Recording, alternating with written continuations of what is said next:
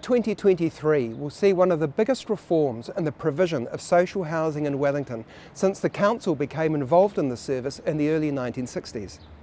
Tenancy services and management of facilities will transfer from the Wellington City Council to a community housing provider, or CHIP, a separate charitable trust called Te Toi Mahana.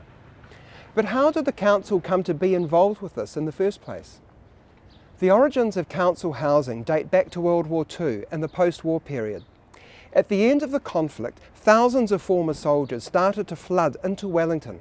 Having served overseas, they now wanted a more urban lifestyle.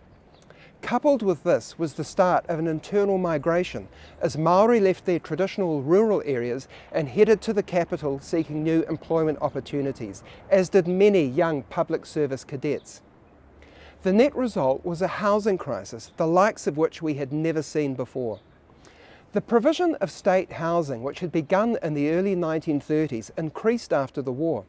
The problem was that state houses were essentially reserved for families.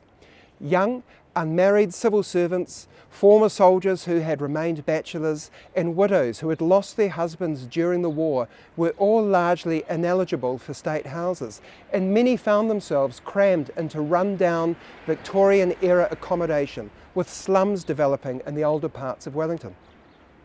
The person who had the vision that the City Council should play a part in alleviating this crisis was George Porter. He was an architect who in 1946 had been a founding member of the Wellington-based group, the Architecture Centre. Now, with such a background, it's understandable how he believed that the council could offer a solution, and with that in mind he stood and was elected to become a city councillor in 1959, and he soon formed an alliance with the mayor, Frank Kitts. Together they formulated their plans, and in 1962 the Wellington City Council Housing Department came into existence.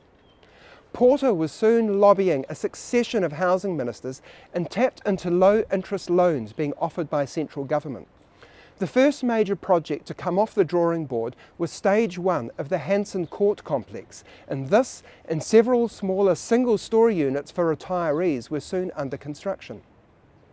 These developments laid the groundwork for what was to be the most ambitious project from this era.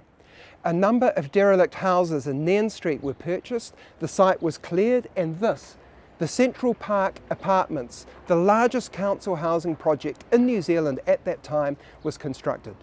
By the time George Porter retired from the council in 1974, we were well on our way to creating some 2,300 council housing units spread across the city, and achieving the title of being the second largest landlord in the country after Housing New Zealand Kāinga Ora.